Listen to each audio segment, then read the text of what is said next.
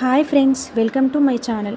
నాకైతే 7 శనివారాల వ్రతంలో 7వ వారం ఒక మిరాకిల్ అయితే జరిగింది. అది ఏంటో వీడియో చివరిలో చెప్తాను. నేనైతే ఒక ముడుపు కట్టి ఈ వ్రతం అయితే స్టార్ట్ చేశాను.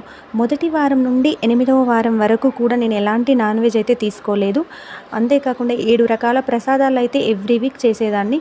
వడపప్పు, లడ్డు, పానకం, నల్ల నువ్వుల లడ్డు, నల్ల ద్రాక్ష, చలివిడి, పరమన్నం, ఇలా కంపల్సరీ 7 రకాలు స్వామివారికి అయితే పెట్టేదాన్ని.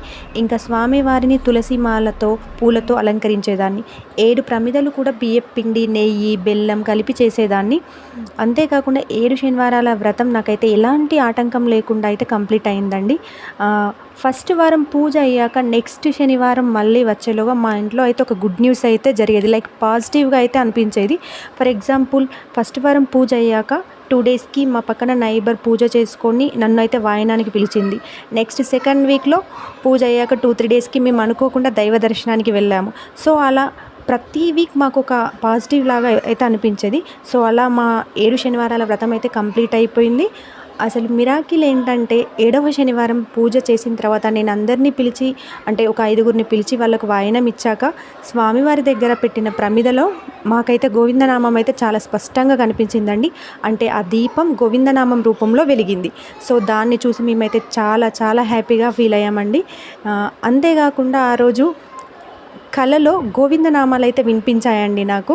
మళ్ళీ 8వ వారం కంప్లీట్ అయ్యాక మా హస్బెండ్కి మేము ఏదైతే నెరవేరాలి అని వ్రతం చేశామో అది నెరవేరినట్టయితే తెల్లవారుజామున అయితే కల వచ్చిందంటండి. సో అది నెక్స్ట్ డే నాకు చెప్పాడు. ఇంకా 8వ వారం కంప్లీట్ అయ్యాక మాకు దగ్గరలో ఉన్న వెంకటేశ్వర స్వామి టెంపుల్కి అయితే మేము వెళ్ళి మా దగ్గర ఉన్న ముడుపు అయితే కట్టేసి వచ్చేసామండి. సో ఇలా ఫైనల్గా మా కోరిక అయితే నెరవేరింది. 8 శనివారాలు కంప్లీట్ అయ్యేలోపు మా కోరిక అయితే నెరవేరింది. సో మీరందరూ కూడా ఆ స్వామివారిని మనకున్న దాంట్లో భక్తి శ్రద్ధలతో పూజిస్తే తప్పకుండా ఆ స్వామి కరుణించి మనం అనుకున్నది నెరవేరుతుంది. మీరు అనుకున్నది నెరవేరాలని మనస్ఫూర్తిగా కోరుకుంటున్నాను. Thanks for watching.